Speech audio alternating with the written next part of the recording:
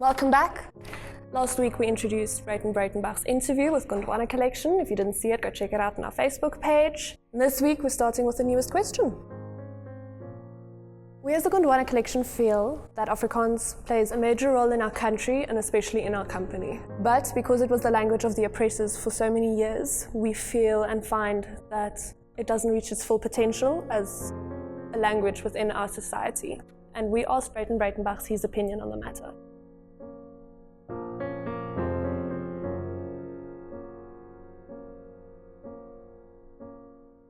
We tend to forget that the word Afrikaner was what the people who were the descendants of the mixing between Europe and Africa were called right in the beginning. Hence, for instance, the surname of Jan Jonker Afrikaner, the man who started the little settlement that eventually became Ubuntu, for whatever reasons he went there.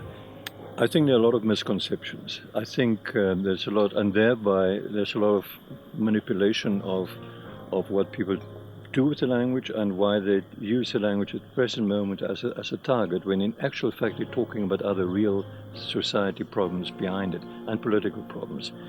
I think the perception, which is a simplistic one, and we've come across it very often in the past as well, German went through it, for instance, for a certain time, immediately after the Second World War, is to try and pretend that the language carries within it the badness that one ascribes to the people who actually use the language.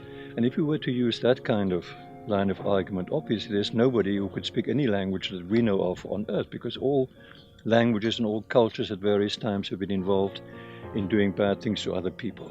We must always remember, I think, and that's the important thing, that Afrikaans is a profound Creole language. It originates from all these sources that we know about, obviously from Germanic origins, but also from what we call Seemans Portuguese, the Seemans languages. Arabic Portuguese, the way it was, that became mixed and used by the sailors who came down here. The Malay influences, the Khoi, the local influences.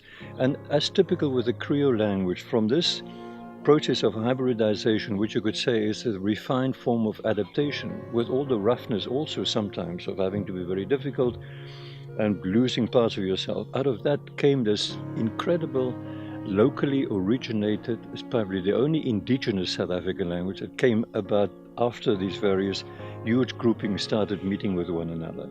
And out of this grew this language, which is so incredibly beautiful and expressive, and as we say in French, parlant. It says exactly what it intends to do. It originated as an oral language. We forget that the first books printed in Afrikaans were in Arabic script, Afrikaans phonetics, to be used in the madrasas and in the mosques in Cape Town for the purpose of the imams. They had it done somewhere outside, I believe somewhere probably in Egypt, in Cairo.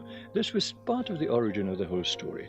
So to simplify it now, it was abused, it was monopolized. We have this terrible, horrible, hegemonistic tendency in complex situations. In a case like South Africa, and I'm glad to see it seems like you've escaped it to some extent here in Namibia, to imagine or pretend that Afrikaans was only that, to forget where it came from, to forget that it was also a language of resistance, to forget that the majority of the so-called colored people speak Afrikaans, and that if you lose that, for whatever purpose, if you really give it a kind of the stain of being contaminated, as people are trying to do, and people become ashamed of their own language, they lose the capacity to access their dreams, they lose the capacity of access to history, they lose the capacity of being able to transform the world. How can you transform the world if you yourself are a half-alive person living within your environment? How can we do it using parrot language, however beautiful the parrot language may be? There should be linking languages, of course, yes.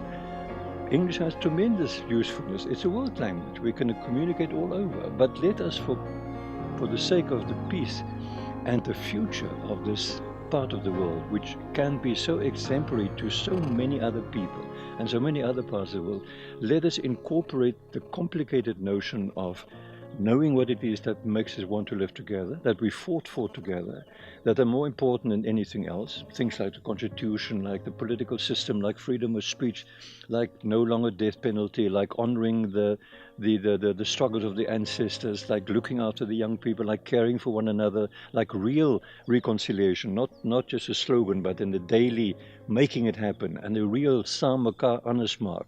which is, I think, the really wonderful word for transformation in Afrikaans. Let us not throw that baby away because of some stupid, short-term, outdated, political, hegemonistic typecasting.